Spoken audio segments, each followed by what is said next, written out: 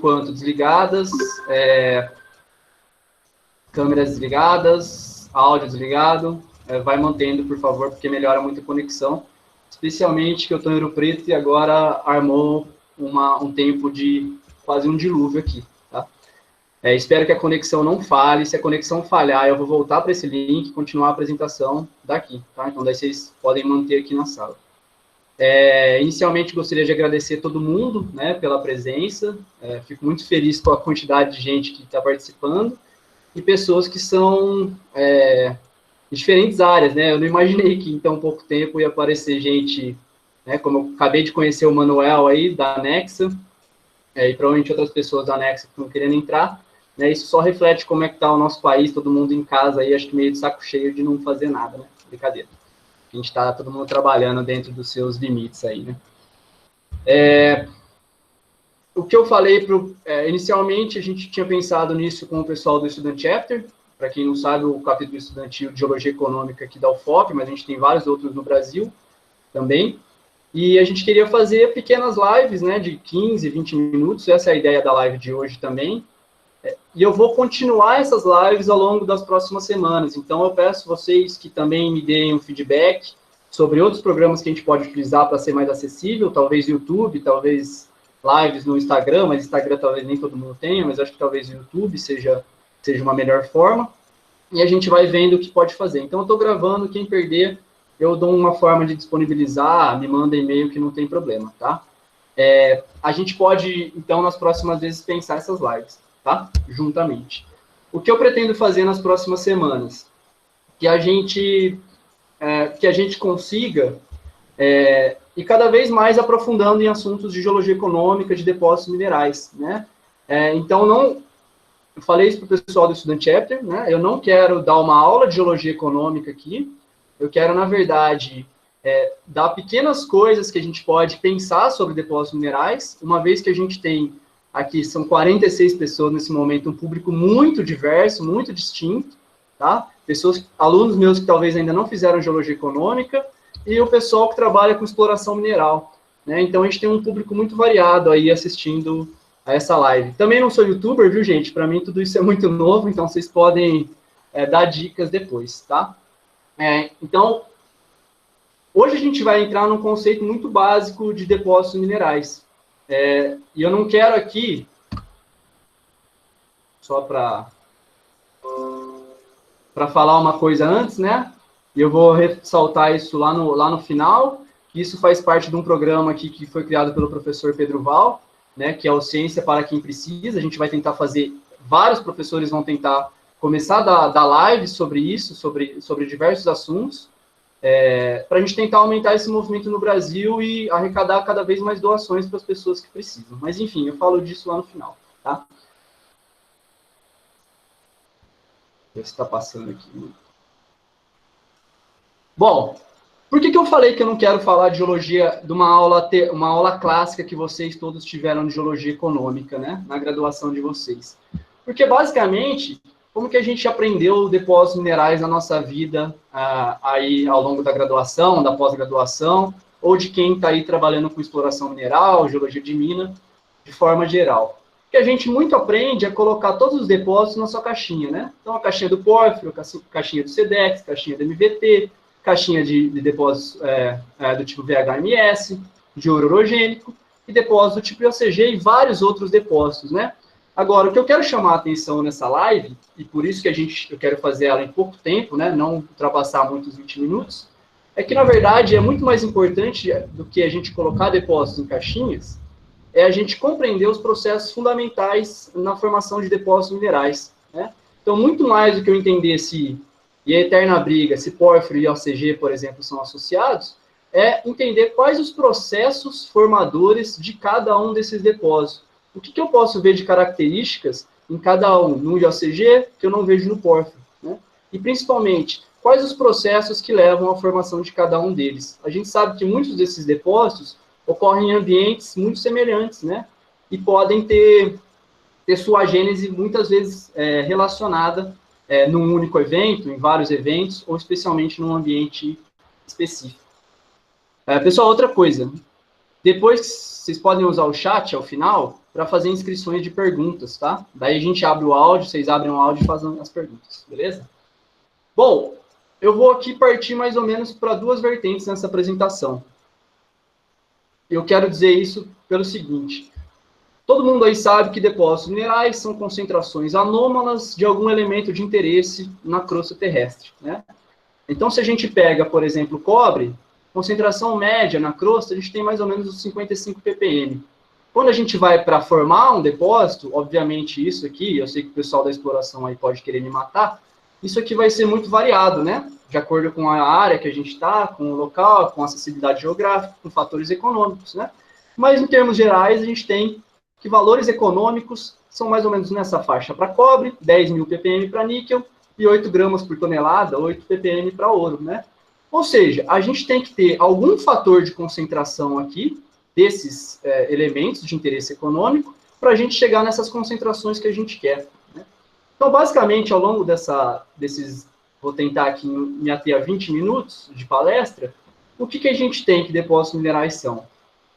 E outra coisa que eu gostaria de deixar claro, eu sou muito da área hidrotermal, né? Então, eu vou falar muito mais de depósitos hipogênicos e não supergênicos, e muito mais ainda, embora vocês vão ver que muitos exemplos meus hoje são depósitos magmáticos, eu gosto muito mais e tenho muito mais afinidade pela minha história na pesquisa aqui com depósitos hidrotermais, né?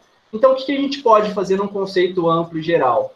Que depósitos minerais, a gente vai ter um elemento de interesse se espalhado por uma grande área, né? E quando eu consigo, de alguma forma, e a gente vai discutir isso ao longo das próximas semanas, concentrar esses elementos em uma área e um volume menor, né? Então, só assim eu vou conseguir sair de uma concentração de um basalto, por exemplo, que vai ter 55, 60, 100 ppm de cobre, para um basalto que vai ter 5.000 ppm de cobre. A mesma coisa com o sistema pórfido, por exemplo, correto?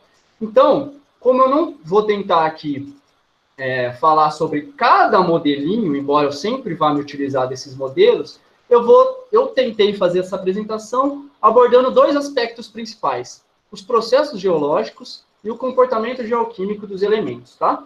Então a gente vai partir por essas duas vertentes. E a gente sabe, principalmente, e aí quem trabalha com exploração mineral sabe o que eu estou falando, que muitas vezes a gente não vai encontrar depósitos minerais sozinhos, né? Esses depósitos minerais, eles são encontrados, em geral, associados a outros depósitos minerais, sejam da mesma commodity, do mesmo elemento, sejam de outros, ou depósitos polimetálicos, mas eles estão sempre aglobados em províncias, né? Tem um monte de companheiro de pesquisa meu aqui nessa sala, né, que trabalha em Carajás. A gente sabe a capacidade e a fertilidade que Carajás tem para sistemas cobre e ouro, para sistemas ferro, para elementos do grupo da platina. Ou seja, quando a gente pega Carajás, quadrilátero ferrífero, arco magmático de Goiás, faixa vazante, a gente pega tudo isso, a gente nunca encontra um único depósito. Ok, a gente pode encontrar um depósito classe mundial, 2 classe mundial, né? Só tem alguém com microfone aberto, por favor, feche. Mas, no geral, a gente encontra vários depósitos desse tipo associado em uma província. Por quê? Porque eu vou falar um pouco aqui dos processos que ocorrem em escala regional, ampla, global, né? Isso é o conceito que os australianos vêm trabalhando nos últimos anos, que é o conceito de sistema mineral. Ou seja, processos que vão desde lá de escala mais globais até a escala pequena do depósito, né? E é por isso que a gente não pode ficar restrito à escala do depósito, a gente tem que pensar nesses processos mais amplos ocorrendo em escala regional. Tá? Eu vou aqui, não sei se tem alguém aí que está fazendo pesquisa com depósito de ouro no quadrilátero, eu poderia muito bem colocar aqui uma imagem de Carajás e falar muito mais de Carajás aqui, que tem sido nossa área de pesquisa nos últimos anos e seria muito mais minha zona de conforto, né? Mas eu pensei em falar um pouco do que é a nossa realidade aqui de Ouro Preto, né? Especialmente porque eu tenho muitos alunos que estão aí online, para a gente pensar no quadrilátero ferrífero como um todo, né? O que a gente vê quando a gente analisa especialmente os depósitos de ouro do quadrilátero ferrífero, né? Primeiro, que a gente não tem uma única ocorrência, primeiro que a gente não tem um único tipo, primeiro que a gente não tem uma unicidade, né? Aqui eu estou colocando mais ou menos depósitos que a gente acha pelos grupos, pelos estudos que a gente tem da professora Lídia, da professora Rosaline, do professor Cabral, né? de grupos de depósitos minerais que têm aparentemente uma mesma idade e principalmente são hospedados por rochas muito semelhantes pertencentes ao supergrupo Rio das Velhas, né? Então aqui está colocado mais ou menos a posição geográfica e a posição litoestratigráfica de cada um dos depósitos minerais, né? Então a gente tem a mina de Cuiabá, hoje a maior mina em operação, mas também tem o Amego, o Córrego do Sítio, né? Tem alunos aí que estão fazendo trabalhos em Córrego do Sítio, ou que estão estagiando lá em Córrego do Sítio, né?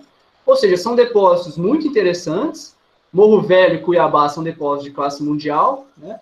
E que estão aí num contexto geológico muito semelhante. E por que eles não estão sozinhos, então? Porque quando a gente fala no conceito de sistemas minerais, né, e a gente pega, novamente eu vou me utilizar dessa figurinha aqui, a gente tem que pensar desde lá do contexto mais amplo, na escala global, né, onde a gente tem algum processo na escala global no nosso tempo geológico que está acontecendo para a gente concentrar. Então, eu não posso chegar em Córrego do Sítio, em Lamego, e isso era o que a gente fazia muito na década de 80, na década de 90, que era analisar, e eu não estou criticando essas pessoas, não, pelo amor, viu, gente? Isso, na verdade, os pioneiros foram que deram toda a base que a gente tem hoje para avaliar esses depósitos, né? Mas o que eu quero dizer, e quem é da exploração sabe o que eu estou falando, que se a gente só ficar em escala de depósito, a gente não vai ver um todo, né? Não vai ver como esses depósitos se relacionam com grandes estruturas, com litotipos específicos, com controles estratigráficos específicos, né? Então, quando a gente pensa no contexto do quadrilátero ferrífero, essas mineralizações, para quem não sabe, o grupo da professora Lídia Lobato datou elas, ou algumas delas, mais ou menos aí em 2,7 bilhões de anos. O que estava acontecendo em 2,7 bilhões de anos? Amalgamação de supercontinentes, especialmente do supercontinente Kenorren, e a gente tem eventos orogênicos muito bem conhecidos e caracterizados, que é o ciclo orogênico Rio das Velhas e o Jequié, né? Quando a gente olha esse, eu não coloquei referência, mas se eu não me engano, esse cartoon aqui é do Groves, que também trabalha com depósitos de ouro orogênico, e o Richard Goldfarb também, né? A gente olha basicamente que onde a gente tem um grande crescimento crustal, olha 2,7 aqui, é onde a gente tem grande parte dos recursos de ouro no mundo, né? Então eu estou vendo num contexto global acontecendo um processo que vai dar origem a uma mineralização específica lá em Lamego, lá em Cuiabá, lá em Córrego do Sítio.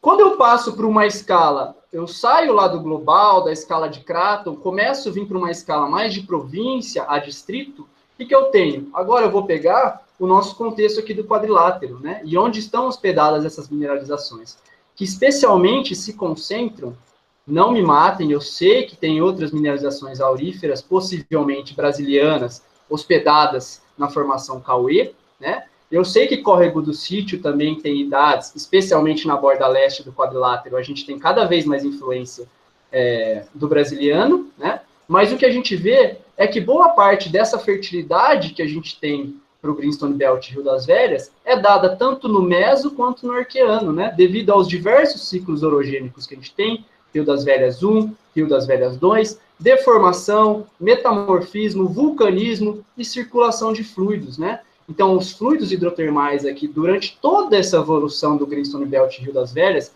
especialmente nos estágios mais tardios, é que podem ter dado a fertilidade aí do Greenstone Belt Rio das Velhas para sistemas auríferos, tá?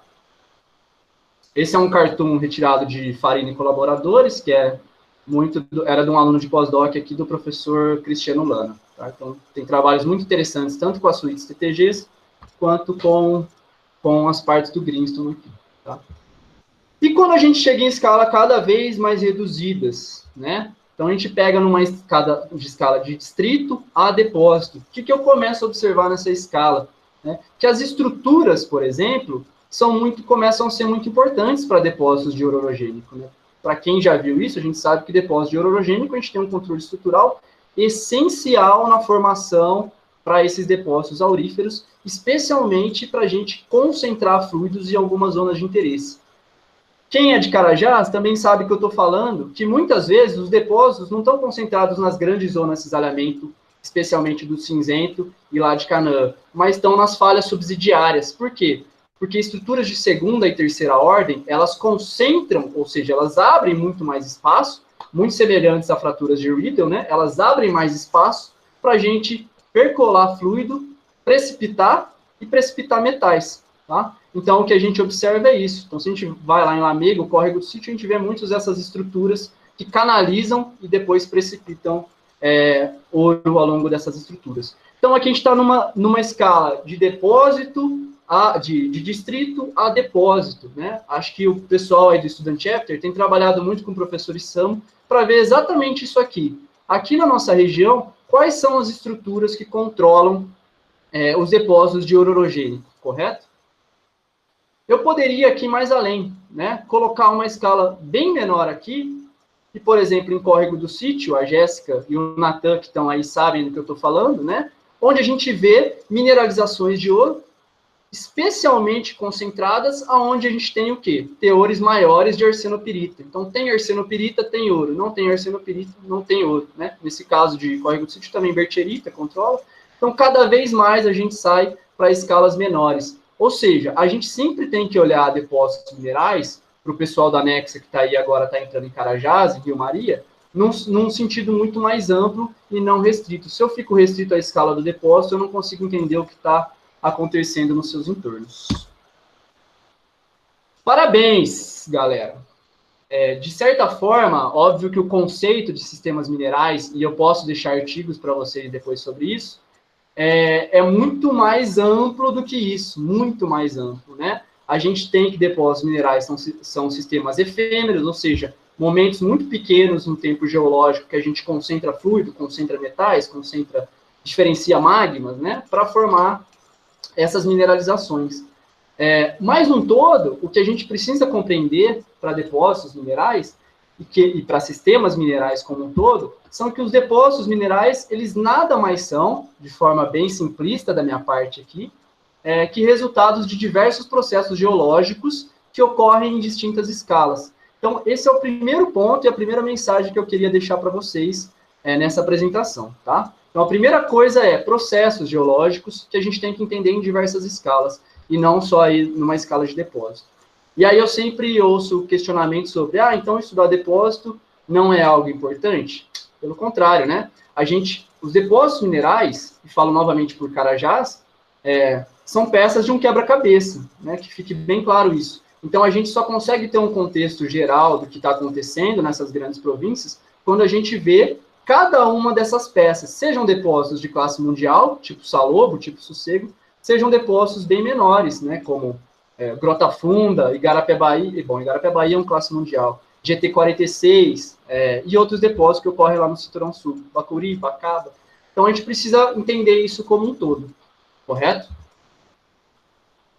O outro ponto que eu queria chamar a atenção, gente, eu estou fazendo isso de forma bem simplista, espero que eu não esteja sendo responsável aqui com os conceitos, né? Porque minha ideia é que essas lives sejam de 20 minutos no máximo e que a gente tenha mais lives ao longo das próximas semanas, tá? Então, eu acho que o segundo ponto que eu queria chamar a atenção, para a gente sair daquela caixinha só de se é porfírio, OCG, MVT, SEDEX, é entender, além de processos, o comportamento geoquímico dos elementos, né? Isso é essencial. Eu não sou geoquímico, mas eu acho que isso é essencial a gente entender. Por quê? Se a gente olha para um gráfico desse, que a gente pega elementos que são compatíveis e incompatíveis, né? Ou seja, elementos aqui que são os principais elementos formadores, elementos que formam os principais minerais formadores do manto, e aqui os principais elementos compatíveis, os Lily e os HFSE, né? Então, se a gente pega os elementos mais compatíveis, o que a gente vai esperar deles para depósitos minerais? E aqui eu não estou falando de sistemas hidrotermais, eu basicamente estou me atendo aqui a magmas, né? Que basicamente a gente vai achar boa parte desses elementos compatíveis associados a complexos máficos, ultramáficos, acamadados. E eu não estou falando de sulfetos magmáticos aqui.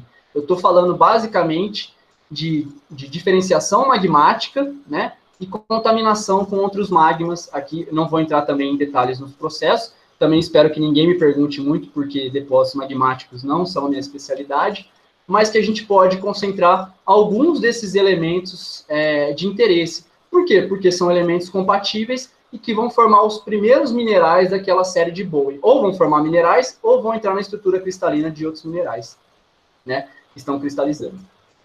Em contrapartida, se eu pego nióbio, tântalo, elementos terras raras, principalmente, né, principalmente nióbio e tântalo, aí eu queria apontar mais, né, a gente pode dar como exemplo outro tipo de depósito magmático e que lá na sua evolução vai ter uma evolução magmática hidrotermal também, né?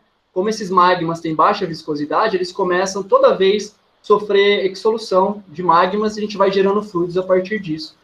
E a gente forma complexos alcalino-carbonatíticos mineralizados, especialmente por baixas taxas de fusão do manto, e esse manto, de preferência, tem que estar previamente metasomatizado. Isso vai ajudar muito, e essas baixas taxas de fusão são 1, 2%. Por quê? Porque os elementos incompatíveis que estão lá vão correr para essa fase fundida. E aí que a gente gera depósitos do tipo catalão, araxá, esses complexos alcalinos carbonatíticos, que a gente pode concentrar alguns elementos de interesse, né? Então, o comportamento geoquímico dos elementos também é super importante para a gente entender a parte de colocar só em caixinhas, como vão se comportar os elementos. E aqui eu só falei de magmas, né, de processos magmáticos. A gente pode estender isso para processos hidrotermais. E aí eu vou chamar a atenção de mais uma coisa, que é a mobilidade de elementos, né?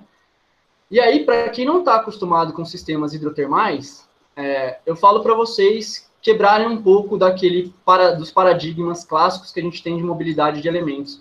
Por quê? Porque fluidos quentes, hipersalinos, com pHs variáveis, eles podem solubilizar muitos de alguns elementos que inicialmente são considerados imóveis, né? Então, a gente tem que parar um pouco com o preconceito com essa questão de mobilidade de elementos, correto? Por outro lado, uma outra coisa que eu achei legal mostrar, para quem muitos de vocês já devem ter visto, né?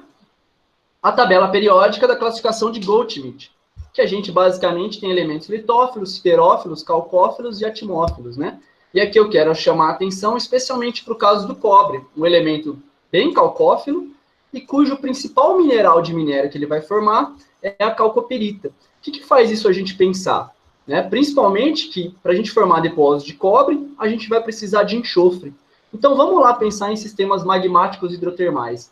E esse gráfico, para a gente, é muito interessante para a gente começar a pensar como vai evoluir sistemas magmáticos hidrotermais. Né? Então, para quem está trabalhando com depósitos que a gente pode chamar de intrusion-related, e não necessariamente os reduzidos, mas todos os depósitos que têm intrusões, ou são associados a intrusões, a gente pode pensar em sistemas mais oxidados, e esses sistemas mais oxidados, especialmente depósitos do tipo cobre pórfiro, eles têm esses magmas, e consequentemente os fluidos exsolvidos desses magmas, oxidados, têm uma maior capacidade de reter enxofre no fluido e no magma, né? E por isso que a gente vai formar depósitos de cobre e ouro aqui, quando eu tiver magmas relativamente mais oxidados. Se eu passo para magmas mais reduzidos, dificilmente eu vou formar depósitos de cobre, que é um elemento calcófilo, porque esses magmas e, consequentemente, esses fluidos não vão ter uma capacidade de reter enxofre para eles, tá? E aí eu não consigo formar depósitos de cobre, beleza? Sexta-feira, né? Todo mundo pensando numa cerveja. Acho que, então, eu falei sobre processos geológicos e comportamento geoquímico de elementos, de forma muito simplista, tá? Acho que uma coisa agora que eu vou começar a encaminhar a minha apresentação para o final é que um depósito mineral ele tem uma receita, né? Então, uma cerveja, eu possivelmente tenho vários amigos aí online, cervejeiros, que, na verdade, a minha compreensão sobre cerveja é muito mais de beber do que de fazer, né? Inclusive, ansioso para pós essa apresentação. Quando a gente pensa em cerveja, a gente tem basicamente 4 ingredientes principais, né? Água, lúpulo, malte, levedura. E a gente pode criar, a partir disso, diversos tipos de cerveja, a partir de outros parâmetros, que eu não sou mestre cervejeiro aqui para falar. Mas o que eu quero mostrar é que eu posso errar nos elementos, tirar um, eu posso tirar o malte, que eu possivelmente não vou ter uma cerveja, né? Podem me corrigir aí se alguém souber. Mas eu posso acrescentar outros, eu posso modificar a quantidade de lúpulo, a quantidade de malte, o tipo de levedura, que eu vou criar diversos tipos de cerveja. Ou seja, de forma bem simplista, análoga, eu vou fazer aqui uma relação com depósitos minerais, né? O mesmo ocorre com depósitos minerais. Por quê? Porque basicamente eu tenho uma receitinha de bolo ou de cerveja para depósitos minerais. E aqui, obviamente, eu estou me utilizando de sistemas hidrotermais, que são os grandes sistemas formadores de depósitos minerais que a gente conhece no mundo, né? Ou pelo menos os principais. Ou seja, o que eu quero dizer? Que inicialmente os meus ingredientes desse sistema são uma fonte de fluidos, metais e ligantes, que muitas vezes, para quem não sabe, ligantes, cloro, enxofre, né? Perdão, cloro principalmente, enxofre depois. Muitas vezes essa fonte não é única, né? A gente precisa ter clareza disso. A gente precisa ter clareza que a gente pode ter uma fonte de fluido e uma fonte de enxofre e metais diferentes da fonte de fluido. A gente precisa de uma energia para a migração desses fluidos em larga escala, ou fontes termais, ou processos tectônicos. Então, eu posso ter a colocação de um plutão granítico que vai movimentar esses fluidos, né? Ou eu posso ter a movimentação tectônica, frontes de cavalgamento, por exemplo, fazendo com que esses fluidos se movimentem. Eu preciso ter condutos, isso é super importante, né? Eu preciso ter condutos, falhas, sejam falhas sedimentares, sejam falhas tectônicas, mais tardias, mas eu preciso dessas estruturas com que esses fluidos passem por ela e possam precipitar minerais. Se eu tiver tudo isso, mas não tiver uma armadilha, e essa armadilha pode ser física e química, eu não consigo precipitar, eu não consigo formar depósito mineral, né? Por quê? Tudo na geologia e no sistema Terra é uma questão de equilíbrio, E/O desequilíbrio, né? Então, se eu tenho um fluido hipersalino que está conseguindo carregar metais, oxidado, que está conseguindo carregar metais, eu preciso de alguma coisa que faça esse fluido entrar em desequilíbrio e a solubilidade dos metais cair e ocorrer a precipitação desses metais, correto? Se a gente olha para, por exemplo, depósitos do tipo Cooper-Schiefer ou Zambian Copper Belt, né? O que acontece lá? São depósitos imensos de cobre, onde eu tenho os fluidos oxidados, né, que interagiram com camadas do tipo red beds, lixiviaram metais daquelas porções, até um ponto que encontraram camadas ricas em matéria orgânica, ou camadas que tenham uma quantidade anômala, né, camadas mais reduzidas, que possam possibilitar com que esse fluido passe de oxidado para reduzido e a solubilidade do cobre caia, né? Então, essa armadilha aqui é super importante. Meu amigo Humberto aí deve entender a mesma coisa para sistemas petrolíferos também, né? Que a gente tem algo, se não igual, muito semelhante a isso. A gente precisa desses mecanismos físicos e químicos que eu acabei de citar. E, por fim, algo que também não é muito do meu conhecimento, mas a gente precisa de mecanismos de preservação. Isso talvez tenha muito mais a ver com a evolução de paisagens, né? Se a gente olha para Tapajós, por exemplo, o professor Caetano Giuliani, ele consegue, de forma brilhante, o grupo de pesquisa dele, mostrar caldeiras vulcânicas paleoproterozoicas preservadas, né? Como que isso é possível? Isso é uma dúvida que eu tenho também. Perdão. Se nenhum desses processos ocorre, se um desses processos não ocorre, eu não tenho formação de depósito mineral. Ou, como é o caso da cerveja, se eu vou variando a forma como ocorre, eu vario o tipo de depósito mineral que eu vou ter, tá bom? Para ficar mais claro tudo isso, eu também estou me arriscando aqui a falar de depósitos de sulfetos magmáticos, que não é minha área, né? Mas eu acho interessante a gente olhar esses depósitos de sulfetos magmáticos, porque eles entram meio que dentro dessa receitinha de bolo ou de cerveja aí dos depósitos minerais.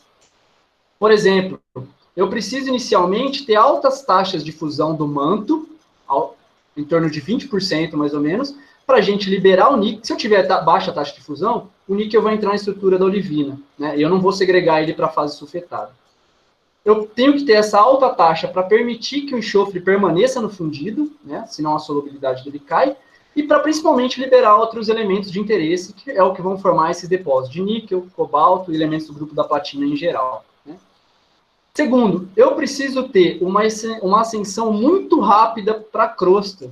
Tá? Por quê? Porque senão eu começo a cristalizar pequenas pintas de sulfeto ao longo dessa, se isso for devagar, né, ao longo desse caminhamento aí do magma pela crosta.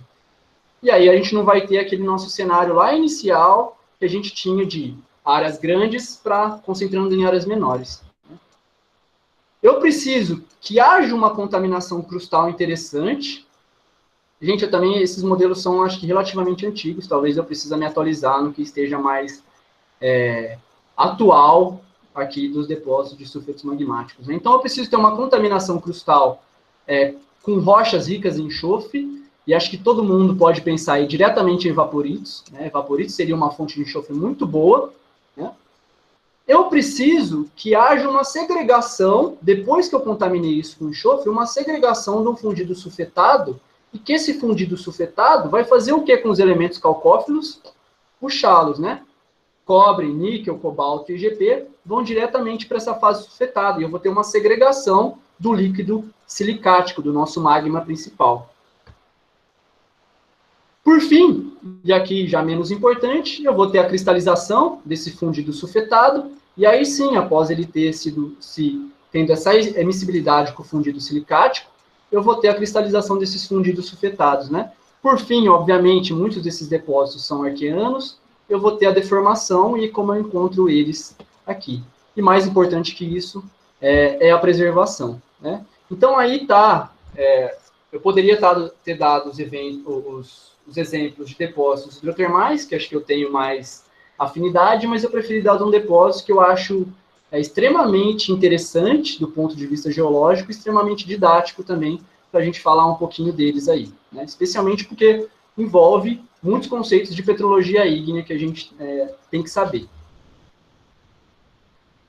Por fim, o que a gente pode aprender então, e agora talvez a galera vá abrir o microfone para me xingar. Primeiro porque eu quero mostrar os depósitos de cobre pórfiro. Por que a gente sempre fala de cobre pórfiro, né? Para quem não está acostumado. Porque são a principal fonte de cobre do mundo e os depósitos minerais, os sistemas minerais mais conhecidos e estudados. Né? Essa relação temporal e espacial com intrusões, ela faz com que isso seja muito estudado e do ponto de vista mais de processos que atuam, né?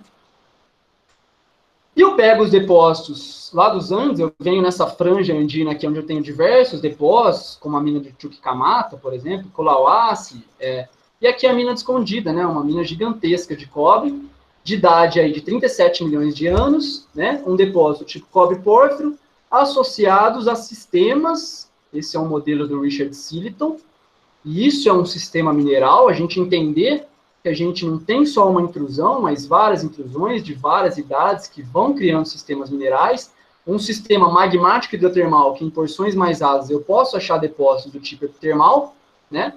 Só que com uma idade muito jovem, isso é o que a gente vê nos Andes. E o que é o que a gente vê de fato no Brasil? E aí é a hora que talvez o pessoal me xingue. Não sei se meu amigo José, da Anglo American, está aí vendo isso, mas eu me utilizei aqui dos trabalhos do Rafael Assis, atualmente professor da USP, né? Um trabalho da Economic Geology, lá na província aurífera de Alta Floresta. Então, essa província, para quem não conhece, eu também gostaria de conhecê-la, mas apesar de achar muito interessante, né? Ela apresenta mineralizações auríferas e polimetálicas, estou aqui também sendo muito simplista, viu, Zé? Mas, basicamente, a gente tem mineralizações auríferas e polimetálicas hospedadas em rochas graníticas, né? Incluindo algumas rochas que são muito análogas ou semelhantes a pórfiros. Agora, quando a gente vai olhar lá para a idade desses sistemas, eles são sistemas de 1,78 bilhões de anos, ou seja, a gente está falando do Paleoproterozoico, onde a gente, inclusive, pode discutir se havia tectônica de placas, se isso tinha zonas de subducção aí ativas naquele período. Não só Alta Floresta, quanto na parte lá de Juruena, quanto lá mais para norte, em Tapajós. Ou seja, a provocação que eu deixo aqui, que a gente pode aprender com tudo isso. Esses sistemas minerais lá de Tapajós e e alta floresta, será que eles seriam análogos a cobre pórfiros do que a gente vê hoje do tipo dos Andes? Não sei, né? O pessoal está aí tentando responder. Hoje é a maior área que a gente tem, talvez, para requerimentos de pesquisa mineral no Brasil. Mas o mais interessante, eu não quero ter a resposta se isso é pórfiro ou não. Vamos voltar para as nossas caixinhas. Eu quero ter a resposta se os processos que atuaram aí são muito semelhantes e se a gente pode guiar campanhas de prospecção mineral nessa área de forma a pensar como sistemas cobre-pórfiro. Claro que aí, pelo que eu já vi de trabalhos de lá, pelo que eu converso com o nosso grupo de pesquisa da Unicamp, da USP, você tem um controle estrutural muito forte também, né? Então, a gente também vai ter que pensar nisso, mas, no fim, as características de sistemas minerais estão muito parecidas com o que a gente vê nos Andes, só que num terreno paleoproterozoico. Ou seja, para concluir tudo isso, né, acho que qual que é o nosso trabalho agora e desafio, né? Que a gente tem trabalhado em Carajás, principalmente o pessoal da UFMG tem trabalhado aqui no quadrilátero, com sistema sororogênico, o pessoal da UNB, da UFG, tem trabalhado no arco magmático de Goiás, a gente começar a achar, né? Se eu estou falando de ingredientes para sistema mineral, a gente começar a achar um ingrediente principal, ou um tempero secreto, ou seja, algo que realmente comece a dar um guia prospectivo para a gente, né? Nem sempre isso é tão claro em alguns sistemas minerais, mas, novamente, eu pego aqui os depósitos de cobre pórfiro, e, por coincidência ou não, porque ele é um professor muito competente, os trabalhos do professor Máximo Chiaradia, da Universidade de Genebra, falando justamente que a gente precisa de uma crosta espessa, né? Ou seja, o arco magmático, ali embaixo do arco, a gente tem que ter uma crosta espessa e magmas com alta quantidade de água. E isso é muito dado pela quantidade de anfibólio que a gente vai ter nessa fonte. Então, quando a gente pega esses dois trabalhos, que eu também não estou me adentrando a eles, né? Eles são exemplos muito claros, e se a gente olha nessas, para quem não conhece as revistas, né? A gente está falando de Scientific Reports e Nature Geoscience, são revistas muito conceituadas, né? Então a gente pega muitos trabalhos que têm saído com sistemas cobre-pórfiro, dando essa pitada final, que é uma coisa que eu vou falar muito nas próximas semanas, que são fingerprints e footprints, ou seja, todos os sistemas minerais, eles deixam ali a sua identidade e a sua pegada, e é a partir disso que a gente guia muitas campanhas de prospecção mineral. Gente, meu papel de youtuber acabou, não sei lidar muito com isso ainda. Eu peço que agora, quem quiser fazer pergunta, não tenha vergonha de fazer pergunta. Eu sei que tem alunos, gente de todos os níveis aqui, não tenho vergonha. Também vou entender se não tiver nenhuma pergunta, não tem problema. Vamos avançando isso ao longo das semanas. Eu vou tentar estudar, eu não sei quantas pessoas ficaram de fora, outros métodos para a gente ver essas lives, né? E a gente vai discutindo, né? A gente pode criar um grupo de e-mails, eu não sei. O que eu peço para vocês é que sempre fiquem atentos ao Student Chapter da UFOP, né? Eu vou pedir para que eles, a partir de agora, também guiem isso, tá? Mas minha ideia nas próximas semanas é agora falar que depósitos minerais não são acaso no tempo e no espaço, como a gente já viu, né? Mas linkar muito isso à evolução do planeta Terra. Por exemplo, por que a gente tem formações ferríferas gigantescas aqui no quadrilátero ferrífero? Acho que todo mundo já meio que sabe, né? Mas tentar linkar esses processos mais globais. Depois partir para fingerprints, footprints, fluidos, alteração endotermal, geologia isotópica, né? Vou tentar chamar algum ou outro palestrante aí também para talvez dividir toda essa tarefa aí comigo, beleza? Quem quiser, acho que pode se inscrever no chat, fala quero fazer uma pergunta e abre o microfone. Antes disso, eu queria chamar a atenção para uma coisa, acho que mais importante nesse momento, que depósitos minerais, né?